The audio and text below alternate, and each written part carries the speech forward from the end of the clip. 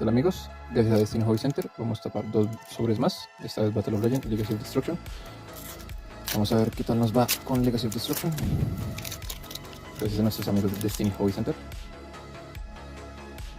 Tenemos una Code of Soul, una carta super, Tenpai, Jungle Dueler y ya. Vamos con Battle of Legends.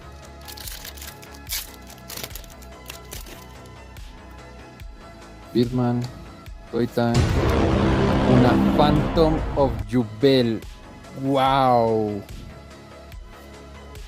y un Infernoid Patrulea más una Ritual Beast Ambush. Realmente esta carta ya tiene dueño.